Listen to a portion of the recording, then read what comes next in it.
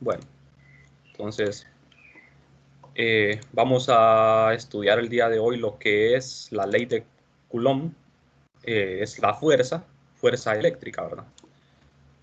Este es el capítulo dedicado a estudiar lo que es la fuerza eléctrica.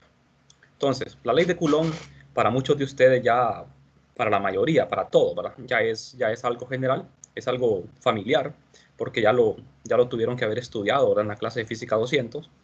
Es la fuerza entre cargas eléctricas. Es una ley experimental que establece la fuerza entre dos partículas cargadas. Entonces, como pueden ver, aquí es donde nosotros vamos a empezar a emplear ya lo que aprendimos en el capítulo 1, el análisis vectorial. Vamos a utilizar los vectores R, los vectores de posición R y R'. El vector que tiene la coma se le llama el vector primado, R'. Ambos son vectores de posición que localizan a cargas.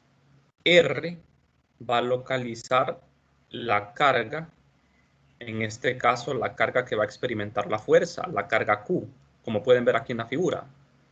Y el vector prima, R', va a localizar la carga que está primada, que es la carga fuente, así se le llama, carga fuente. Todo lo que está primado pertenece a la fuente, ¿de acuerdo? Fuente se le llama porque es lo que da origen, ya sea al campo o lo que da origen a la fuerza. Y lo que no está primado es lo que siente el efecto de la fuerza o del campo. Entonces esta se le llama la carga fuente y esta se llama la carga de campo. O la carga, generalmente se le acostumbra a llamar la carga de prueba. La carga de prueba.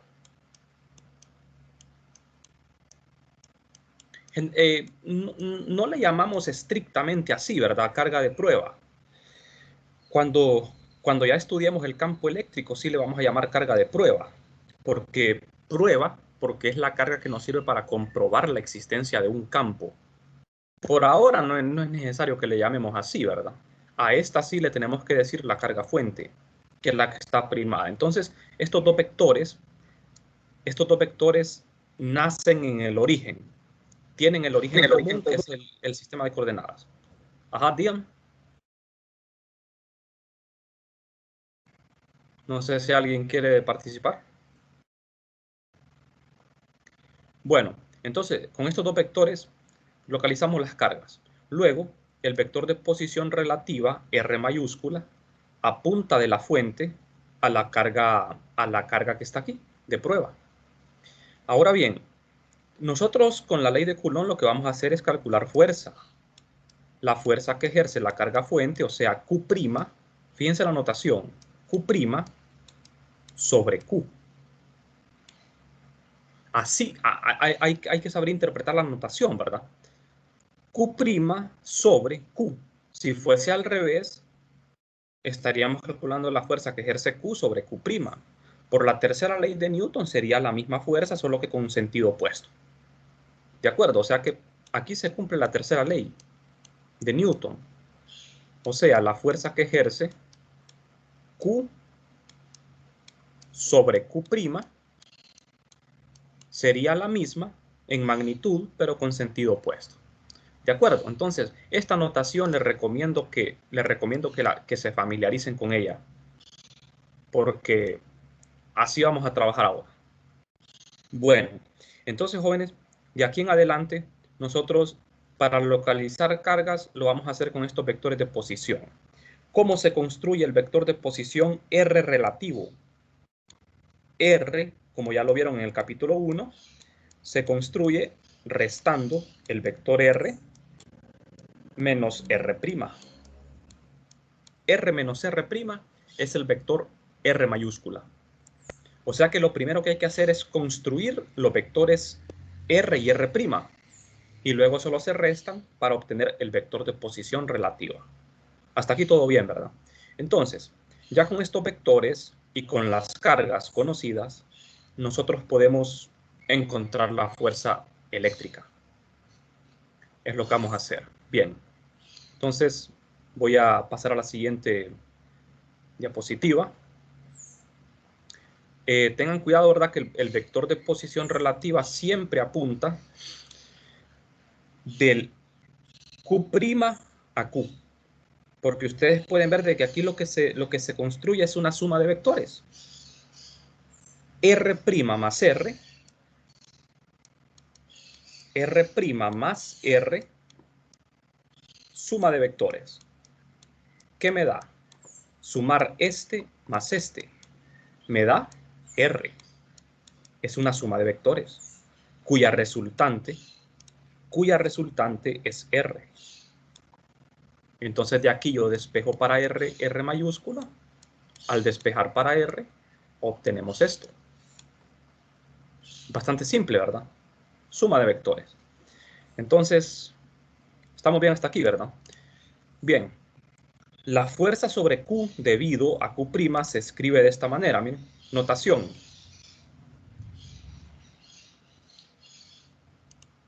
Ahora, Q' es la fuente de la fuerza y su posición está dada por R'. Es el punto de la fuente, ¿de acuerdo?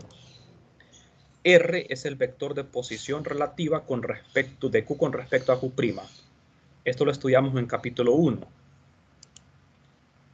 Entonces el vector de posición relativo se construye así, restando, y la magnitud es lo que va a ir en la ley de Coulomb. La magnitud, ¿cómo la obtengo? Con el teorema de Pitágoras, ¿verdad? Eso también ya lo vimos en el capítulo 1, recuerden. La magnitud de un vector, en este caso de R, se obtiene con el teorema de Pitágoras, elevando las componentes del vector, la componente X, Y Z al cuadrado. Así se construyen la magnitud. Aquí estamos representándola con valor absoluto, ¿verdad? Es lo mismo. Estamos diciendo que es magnitud. Bueno, entonces, el vector R unitario es igual a R vector entre R magnitud. Y por fin, la ley de Coulomb sería esta. Es algo que ustedes ya conocen. Es una ley del cuadrado inverso. Se le llama del cuadrado inverso porque depende de 1 sobre R cuadrado. Toda ley que depende de 1 sobre R cuadrado se le llama ley del cuadrado inverso. Por ejemplo, la ley de gravitación de Newton es una ley del cuadrado inverso. Entonces, ¿de dónde sale esta fórmula? Bueno, es experimental, ¿verdad? Coulomb la obtuvo de forma experimental. Ajá. El factor que aparece acá, 1 entre 4 pi epsilon, se le conoce como constante de Coulomb, que también se puede escribir como K sub E, la constante de Coulomb. De manera que en algunos libros prefieren escribirla de forma resumida así, ¿ve? La constante de Coulomb por el producto de las cargas entre la distancia al cuadrado por su vector unitario, aunque aquí siempre vamos a poner R mayúscula porque estamos hablando de ese R mayúscula representa la separación entre las cargas, ¿verdad? Generalmente en los libros de física básica le ponen una R minúscula, pero esa R minúscula siempre representa la separación entre las cargas. Mientras que aquí la separación entre las cargas es R mayúscula. Hay que tener cuidado en eso, ¿verdad? Bueno, entonces, la ley de Coulomb, en palabras, me dice que la fuerza entre cargas es proporcional a la magnitud de las cargas e inversamente proporcional al cuadrado de la distancia que las separa. Aumentar la separación disminuye la fuerza. Bien, y esa constante de proporcionalidad, ¿verdad? Eso se obtuvo experimentalmente. Aquí aparece una famosa constante que es la permitividad del espacio libre. Esa permitividad del espacio libre me indica qué tan permeable, ¿verdad? Como dice su nombre, es el espacio a un campo eléctrico. O en otras palabras, en general, la permitividad es una cantidad que me indica cómo es afectado un medio por un campo eléctrico. ¿Qué tanto es afectado un medio? Cuando estudiemos la materia neutra, vamos a escribir esa permitividad sin ese subíndice 0. Bueno, no es cero, es una O, ¿verdad? Que significa externo, ¿verdad? O el vacío en este caso. Bien, entonces, la permitividad del espacio libre es una constante. Este es su valor. Es un valor bastante pequeño. La unidad es Coulomb cuadrado entre Newton por metro cuadrado. Ahora, nosotros generalmente vamos a escribir este factor, que también tiene un valor, es igual a 9 por 10 a la 9, Newton por metro cuadrado entre Coulomb cuadrado. A esto se le llama la constante de Coulomb. Bueno, entonces, aquí podemos sacar nosotros varias conclusiones, ¿verdad? Podemos decir, si el producto de las cargas es positivo, significa que las dos cargas son negativas o ambas son positivas. Entonces, en ese caso, la fuerza está en la dirección, es una fuerza de repulsión. ¿Qué pasa si el producto de las cargas es negativo? Pues la fuerza es opuesta a R. La fuerza es de atracción en ese caso. Ya les voy a mostrar aquí un ejemplo. Vamos a ver. No, aquí me salté. Vamos a ver. Entonces, vamos a ver. Siempre, jóvenes, vamos a tener que hacer un cambio acá. Vamos a tener que escribir el vector R unitario. Lo vamos a expresar como R vector sobre R magnitud. Por eso ustedes ven aquí que hemos cambiado, ¿verdad? El R unitario por el R entre R magnitud. R por R cuadrado da R cubo, porque hicimos este cambio en la ley de Coulomb. Entonces, acuérdense que vamos a ver, aquí está la carga Q' y aquí está la carga Q. Separadas por una distancia R, donde el vector R unitario apunta de la carga prima a la no prima. Entonces, si las dos cargas son del mismo signo, ya sea positivo o negativo, significa que la fuerza es de repulsión. Ustedes ya saben, ¿verdad? Que cargas de signo igual se repelen. Si yo tengo dos cargas positivas, la fuerza que ejerce 1 sobre 2 es esta. Fuerza de 1 sobre 2. Y la fuerza que ejerce 2 sobre 1, fuerza de 2 sobre 1. Ambas fuerzas son de repulsión. Entonces, la fuerza, si aquí las dos cargas son del mismo signo, la fuerza que ejerce Q' sobre Q va en la dirección, ¿verdad? Del vector R. Es una fuerza de repulsión, apuntaría en la misma dirección de R. Ahora, ¿qué sucede si tienen signo contrario? La fuerza es de atracción, entonces la fuerza F iría en dirección contraria a la dirección de R. A eso se refiere, ¿verdad? Estos enunciados. Bien, no sé si hasta el momento tienen alguna pregunta, jóvenes.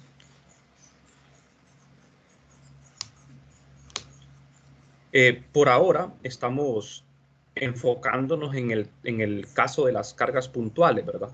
Que es el caso más sencillo, cargas puntuales. Vamos a pasar después a la distribución continua de carga. ¿Qué pasa cuando tenemos una carga distribuida en una superficie, en un volumen o en una línea? También en ese caso la ley de Coulomb la vamos a aplicar, solo que vamos a tener que hacer integración, ¿verdad? Bueno, entonces, si tenemos un sistema de cargas puntuales, o sea, más de dos cargas, lo que tenemos que hacer es una superposición. Superposición, o sea, sumar todas las fuerzas sobre una carga. Por ejemplo, aquí, fíjense bien la notación. Estamos calculando la fuerza sobre la carga Q debido a las cargas Q sub I. Las cargas Q sub I son la fuente de la fuerza. O sea que yo en el espacio tengo un montón de cargas. Supónganse que tengo unas 6 cargas. Todas estas cargas están primadas. La carga 1', la carga 2', la carga 3' y así, ¿verdad? Sucesivamente. Y tengo acá la carga Q, que no está primada. Todas estas cargas, 1, 2, 3, la 4, la 5 y la 6, son fuentes de fuerza. Todas estas cargas van a ejercer una fuerza sobre la carga Q, que no está primada. Para calcular la fuerza, lo único que importa es la distancia entre las cargas. La distancia de la carga 3 a la carga Q, de la carga 2 a la carga Q, de la carga 1 a la Q y así. Solo la distancia importa. Entonces, en la sumatoria, fijémonos acá, vamos a sumar desde I igual a 1 a N. O sea que aquí pueden haber N cargas. En este caso, N es igual a 6. Y vamos a ir multiplicando la carga Q por la carga 1, la carga 2, 3, 4, 5 y 6. Dividido entre la distancia que separa a esas parejas de cargas. La sumatoria me da la carga total sobre la carga Q. ¿De acuerdo? Eso es lo que vamos a hacer. Bueno. Entonces, aquí lo pueden ver de una mejor manera. ¿Ven? Solo que las figuras del libro están en blanco y negro, ¿verdad? Tal vez no ayudan mucho. Tengo la carga Q aquí, miren, que es la carga sobre la que se va a ejercer la fuerza. Debido a las cargas 1, 2, 3 y 4, 5 hasta llegar a N, hasta la carga N. Ahora, la carga 1 ejerce fuerza sobre la 2. Sí, también. Lo que pasa es que recuerden que cuando nosotros hablamos de fuerza, siempre que hablamos de fuerza usamos la segunda ley de Newton. Y cuando nosotros usamos la segunda ley de Newton, nosotros solo podemos aplicar la segunda ley a un cuerpo a la vez. Solo a un cuerpo a la vez. Entonces la fuerza solo la puedo aplicar a una carga a la vez. Pero las demás cargas entre sí también ejercen fuerzas. ¿De acuerdo? Bueno, entonces vamos a ver. Vamos a pasar al caso de las distribuciones de carga continuas. Vamos a dejar a un lado ya el tema de las cargas puntuales. Vamos a enfocarnos en el caso más general, que es un volumen, es lo más general. Si yo tengo un volumen que contiene una carga total Q, entonces tengo un volumen y tengo una carga Q. Fíjense bien. Todo ese volumen va a ejercer una fuerza sobre la carga Q. La carga Q es puntual. La carga Q es puntual. Y la carga fuente es un volumen. Entonces yo estaría calculando la fuerza que ejerce un volumen de carga sobre una carga puntual. ¿Cómo lo voy a hacer? Pues aquí tengo que hacer integración sobre la carga puntual. La carga, quiero decir, la carga prima. Para hacer la integración, lo que hago yo es tomar un pequeño diferencial de la carga prima. Con los vectores de posición localizo la posición del diferencial de carga prima y la posición de la carga puntual. Solo que la diferencia es que aquí vamos a tener que integrar sobre la carga prima en un volumen. Ahora, ¿qué pasaría si en vez de una carga puntual aquí hubiese un volumen? O sea, ¿qué pasaría si tuviese dos volúmenes? Pues lo mismo. Tendríamos que aplicar dos integraciones. Esa sería la diferencia. Esa sería la diferencia, pero se puede hacer. Se puede. O sea, yo puedo tener dos esferas ejerciendo fuerza una sobre otra. Puedo tener dos cilindros de carga ejerciendo fuerza uno sobre el otro. También puedo tener un cilindro con una carga puntual o una esfera con una carga puntual. Estos casos son más fáciles porque solo tengo que integrar una vez sobre el objeto de carga continua. ¿De acuerdo? Puedo tener también una línea de carga ejerciendo fuerza sobre una carga puntual. O sea, configuraciones pueden existir un montón. Puedo tener un plano cargado ejerciendo fuerza sobre una carga puntual. Bueno, entonces vamos a ver. ¿Cómo vamos a hacer esto? Tenemos la ley de Coulomb para cargas puntuales. Entonces, lo que tenemos que hacer ahora es escribir una carga, la carga fuente, en términos de una densidad, como ven acá. O sea, esto que están viendo aquí, aquí hemos sustituido, fíjense bien, la carga Q se saca de la integral.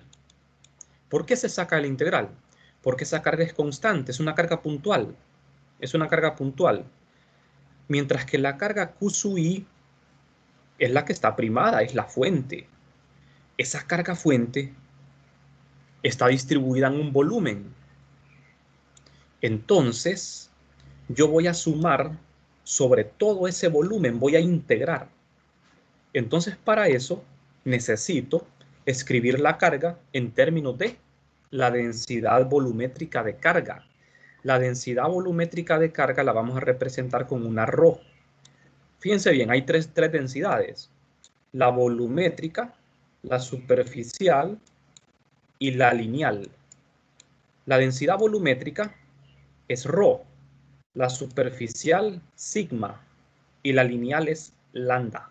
Entonces, en este caso, como tengo un volumen, voy a usar la densidad volumétrica, que se define como carga entre volumen.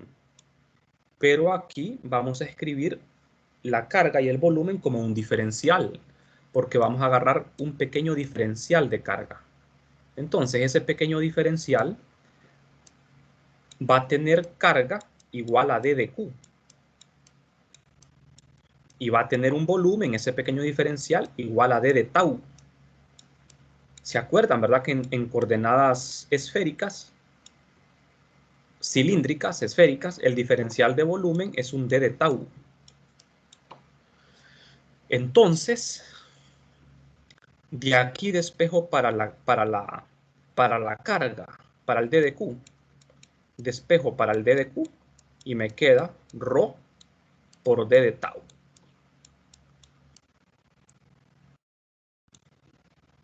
Y esto lo vamos a sustituir acá, miren, en esta integral. En vez de D de Q' voy a colocar ρ' D de tau' para poder hacer la integral. ¿Estamos?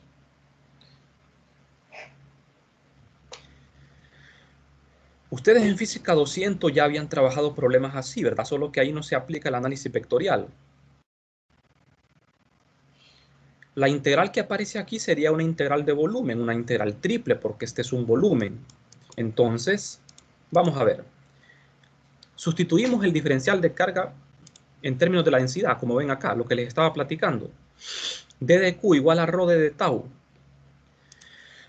¿Por qué ponemos ρ de esta forma?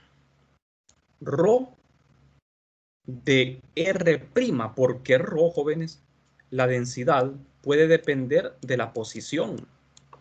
Si yo tengo un volumen, la densidad puede ser diferente en cada punto, puede ir variando. Entonces, la densidad puede cambiar con la posición en la que yo me encuentre. Entonces, por eso le colocamos ρ de R'. En todo problema, les van a indicar si la densidad es constante o depende de la posición. Si depende de la posición, significa que es variable. Y les tendrían que dar la función que corresponde a la densidad. Por ejemplo, yo puedo tener una densidad de esta forma. ¿Qué me está indicando ahí? De que la densidad depende de R a la n. R es posición. A es una constante. Entonces la densidad puede ser constante o puede ser variable. Por eso en forma general la vamos a dejar siempre así. ρ de R. ¿Estamos? Bueno, entonces, ¿qué sucede cuando tengo un área en vez de un volumen? Pues cambiamos el D de Q en términos de la densidad superficial. En vez de D de tau, un diferencial de área. O sea, si ustedes tienen un área, agarran un pedacito de área. Ese pedacito de área tiene un diferencial de área de dA'. Y la densidad superficial es ρ igual a la carga entre el área. Pero expresado como diferencial, eso es d de q entre diferencial de área. Y cuando tienen una línea, agarran un pedacito de la línea que tiene longitud de ds. Entonces, lo mismo. La densidad lineal es carga entre la longitud, expresado como diferenciales, sería d de q entre un d de s. ¿Estamos? Eso lo tenemos que hacer para poder integrar. Sin eso sería imposible integrar, porque en la integración yo voy a integrar sobre las dimensiones del objeto. Si es un volumen, voy a integrar sobre el volumen, o sea que voy a integrar sobre coordenadas espaciales. Por eso tenemos que cambiar esos diferenciales de carga. ¿Estamos de acuerdo, jóvenes? Fíjense bien que en la integral ustedes tienen un d de q entre r. Así, ¿ve? ¿Cuál es la variable de integración aquí? Según la integral, la variable de integración es carga, q. Pero ¿y qué pasa con esta r? ¿Acaso no depende de la variable de integración? Sí. Por eso, al cambiar el d de q, en términos de las densidades, aquí aparece un elemento que depende de las coordenadas espaciales. El diferencial de volumen, el diferencial de área y el diferencial de línea dependen de las coordenadas espaciales x, y, z, en cartesianas, en cilíndricas o en esféricas. Son coordenadas espaciales. Entonces, al cambiar el diferencial de carga, todo el integrando me quedaría en términos de coordenadas espaciales, tanto el R como el D de Q en términos de coordenadas espaciales, porque yo voy a integrar ¿en qué? En el espacio. Voy a integrar en un volumen, en un área o en una línea. ¿De acuerdo? Bueno, entonces, jóvenes, así nos quedaría la ley de Coulomb al introducir. Estamos tomando el elemento de volumen porque estamos agarrando el caso más general. Entonces introducimos aquí ρ por d de tau. Aquí ponemos el d de tau. D de tau tiene que estar primado, igual que ρ', porque depende de la carga fuente. La carga sobre la que se ejerce la fuerza se quita a la integral. ¿De acuerdo? No sé si tienen preguntas.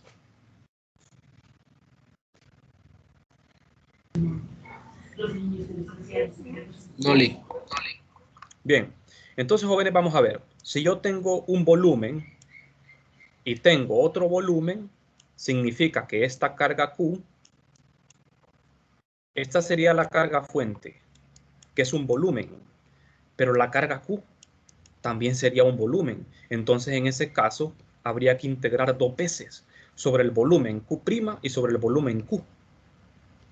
Esos problemas son un poco más complicados. ¿De acuerdo? Se tendría que integrar dos veces.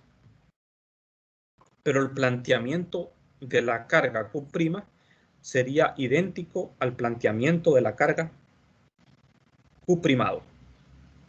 Otra cosa, podríamos tener también la fuerza que ejerce este volumen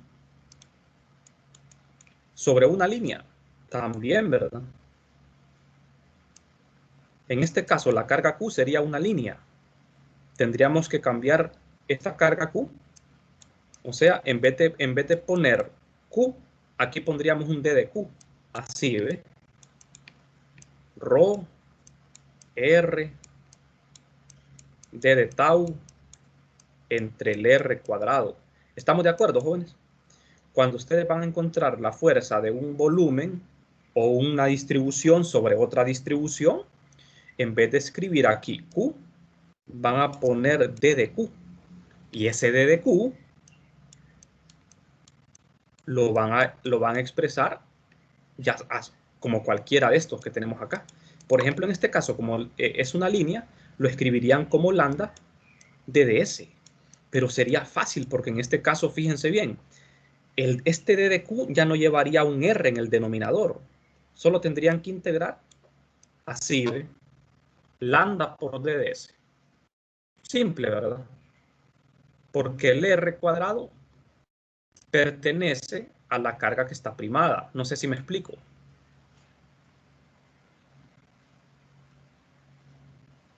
Aquí también podríamos tener una superficie en vez de una línea. Pero lo más fácil es que cuando tenemos una distribución, vamos a encontrar la fuerza de la distribución sobre una carga puntual. Porque en este caso las cosas son más fáciles. Bien, entonces, podemos seguir, ¿verdad?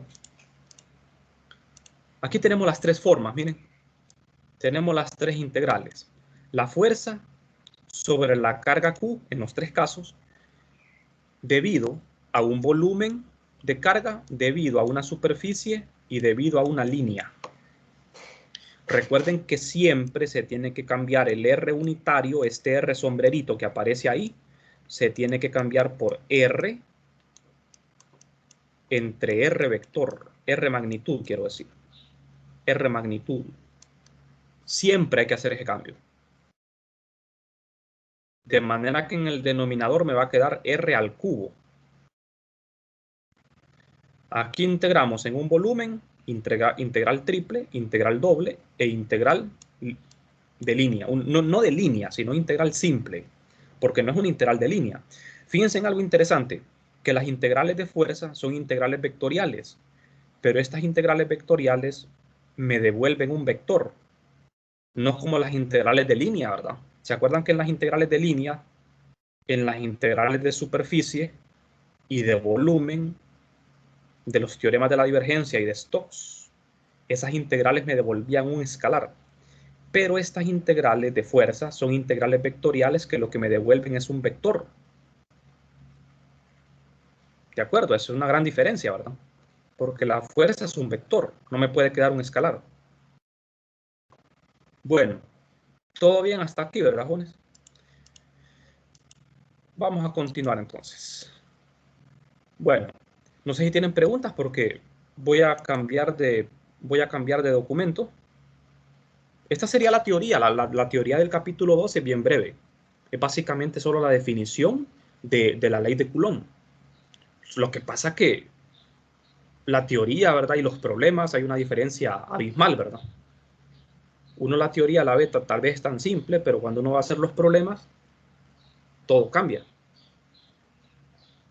Entonces, esto es lo que tienen que manejar ustedes, ¿verdad? De la ley de Coulomb. Manejar muy bien esto de cómo construir las integrales. Identificar quién ejerce la fuerza sobre quién. Bueno, entonces vamos a revisar algunos problemas de la ley de Coulomb. Este capítulo va a ser evaluado en teoría, pero recuerden que tienen que aprenderlo muy bien porque esta es la base para todo lo demás, para entender lo que es campo eléctrico y para entender lo que es la ley de Gauss. Es una continuación de este capítulo, entonces van a tener que estudiarlo como que fueran a examen, ¿verdad? Porque de todas formas, en las pruebas conceptuales siempre se hacen preguntas de cálculo, ¿verdad? Entonces, vamos a ver. Vamos a revisar este problema en el cual tenemos cargas puntuales. Yo tengo dos cargas puntuales, Q y Q'. Q' es negativa.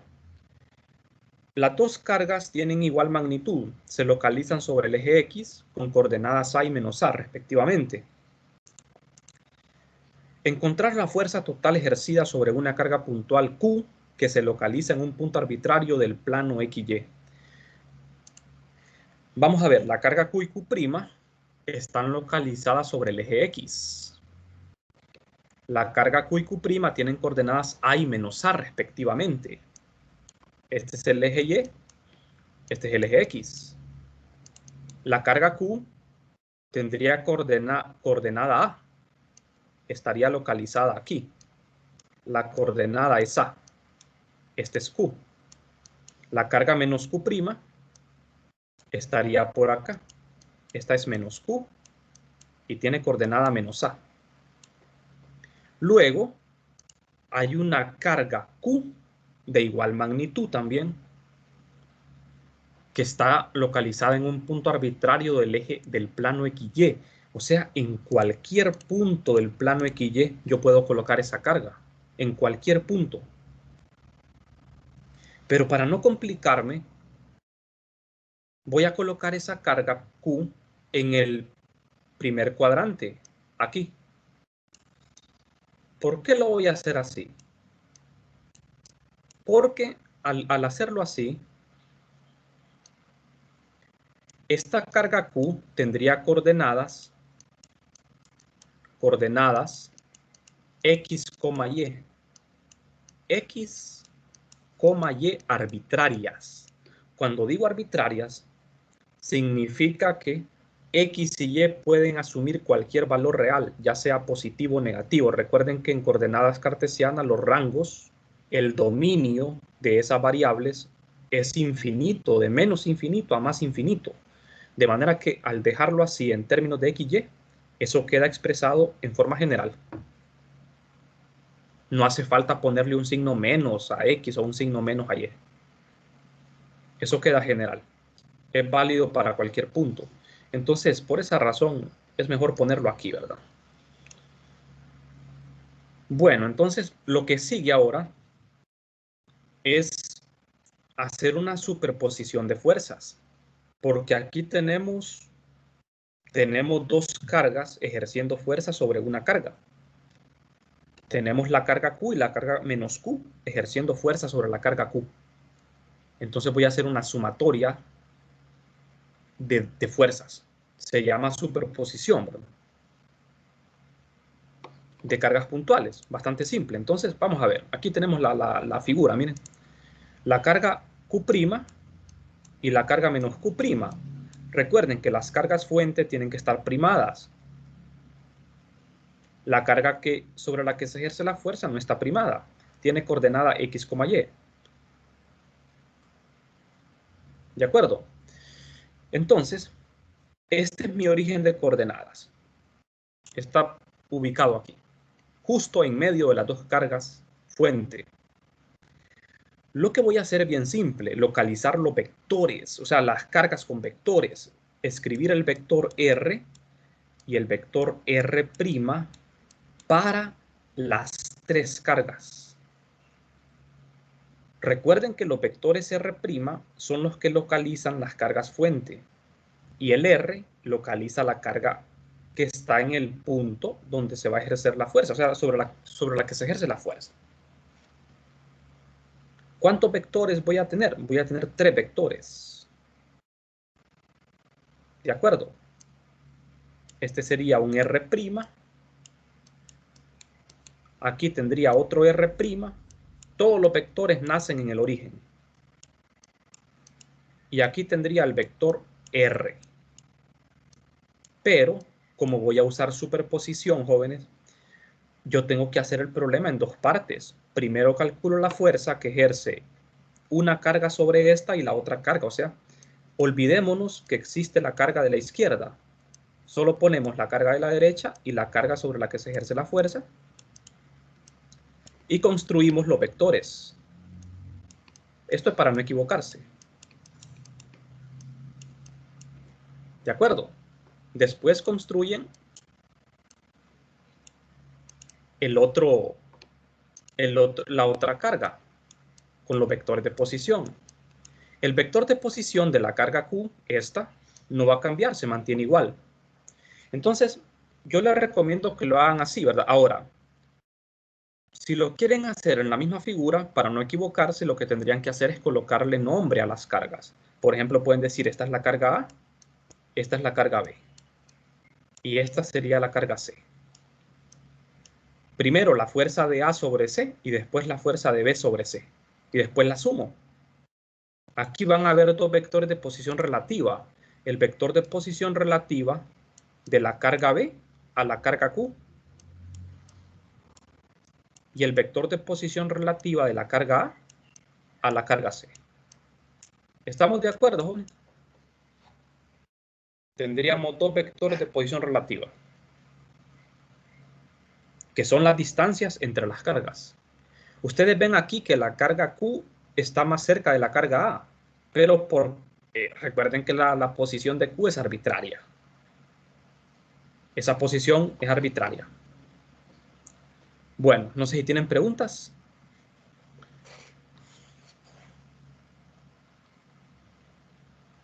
Todo claro.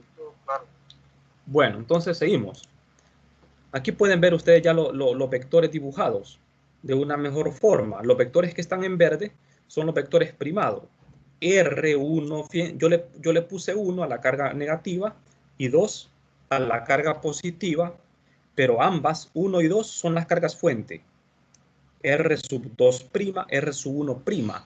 Y el vector que está en color café es el vector que localiza la carga Q. Ahora, ¿qué sistema de coordenadas vamos a usar? Vamos a usar sistema de coordenadas cartesianas, no hay que complicarse. Siempre que tengan cargas puntuales van a usar sistema de coordenadas cartesianas. ¿De acuerdo? Cuando yo tenga un volumen esférico, por ejemplo, voy a usar coordenadas esféricas. Si tengo un volumen cilíndrico, cilíndricas. Si tengo un plano o una línea, puedo usar cartesianas. Entonces, lo que sigue es esto, miren. Vectores de posición relativa R1, R2. Luego hacemos esto, miren. Escribir los vectores. La carga 1. Para la carga 1, el vector R1' sería esto, menos A en la dirección de X. R sería X en X, Y en Y. Para la carga 2, el vector R2 cambia porque ahora la coordenada X es positiva, pero el vector R no cambia porque este vector R es el que localiza la carga sobre la que se ejerce la fuerza. Ese vector es el mismo. Con esos vectores ahora voy a escribir el vector de posición relativa. R mayúscula, aquí sería R sub 1 mayúscula y R sub 2. R sub 2 mayúscula. Que van a ser diferentes, ¿verdad? Sustituyo R menos R1, R menos R2. Simplifico. Y después saco la magnitud. ¿Cómo sacar la magnitud? Fácil, usando el teorema de Pitágoras. La componente X al cuadrado más la componente Y al cuadrado. Componente X más componente Y al cuadrado. ¿Quién es la componente X acá? Es esta, ¿ve? X más A. Y Y es la componente RY. Así se obtienen las magnitudes de estos vectores. Teorema de Pitágoras. ¿Estamos de acuerdo? Entonces ya tengo los dos vectores de posición relativa con sus magnitudes. Hasta aquí todo bien, ¿verdad? Fácil. Luego usamos principio de superposición. Esto es lo que vamos a hacer. Esta suma. Son dos cargas las que van a ejercer fuerza sobre una tercera carga. Entonces, I comienza en 1, N es igual a 2. N es igual a 2. Vamos a tener dos términos. ¿De acuerdo? Entonces, fácil. Siempre cambiamos el R unitario, recuerden. Y sustituimos. ¿Qué sustituimos acá? Vamos a ver. I comienza en 1. Cuando I vale 1, la carga 1 por la carga Q, sustituyo R1 acá, sustituyo R1, entre R1 magnitud, lo mismo acá, Q sub 2 por Q, pero recuerden, ¿quién es Q sub 1? Q sub 1 es Q. ¿Quién es Q sub 2? Es menos Q. Misma magnitud, diferente signo. Hay que sustituir eso. Entonces, sustituyo, miren, Q sub 1 menos Q. Menos Q prima. Q sub 2, Q positivo. Factorizo Q' por Q, porque en ambos casos Q' y Q valen lo mismo. Solo el signo, ¿verdad? Es el que cambia acá. Factorizamos, miren, factorizamos la constante de Coulomb también. Y entre corchetes, como ven ustedes, entre corchetes acá, quedan las coordenadas espaciales. Aquí ya no se puede hacer más, ¿verdad? Porque esto es diferente. Aquí tengo x menos a y acá tengo x más a. Lo que está en el numerador es un vector, lo que está en el denominador es un escalar. Entonces, no podríamos hacer más ahí, ¿verdad? Más simplificación. Vamos a ver, este ejercicio de una carga puntual fuera de una distribución uniforme, esta es otra cosa ya. Entonces, jóvenes, aquí terminaría el problema. Esta sería la respuesta final. Como ven, la respuesta nos quedó larga porque no podemos simplificarlo. La respuesta es un vector, el vector de fuerza, ¿verdad? No sé si tienen preguntas. Cuando tenemos cargas puntuales, los problemas son fáciles. Son fáciles porque podemos usar coordenadas cartesianas y no tenemos que estar integrando nada. Bueno, entonces vamos a seguir mañana, jóvenes. Mañana vamos a revisar otro problema, ¿verdad? Sobre ya distribuciones continuas. Sí tienen que estudiar bastante esto, ¿verdad? Tienen que estudiar porque ya los problemas aquí ya empezamos a aplicar el análisis vectorial a lo que es el electromagnetismo. En el capítulo 1 vimos pura matemática, ¿verdad? Y aquí empezamos con la física, con el electromagnetismo, usando el análisis vectorial. Entonces, es recomendable que ustedes hagan los problemas, que resuelvan todos los problemas, para que así vayan agarrando experiencia, ¿verdad? Y los siguientes capítulos, que cada capítulo va siendo un poco más complicado, lo vayan sintiendo no tan complejo, ¿verdad? Bueno, entonces, por hoy eso sería todo, jóvenes. Vamos a quedarnos aquí. No sé si tienen preguntas. Lick, yo tengo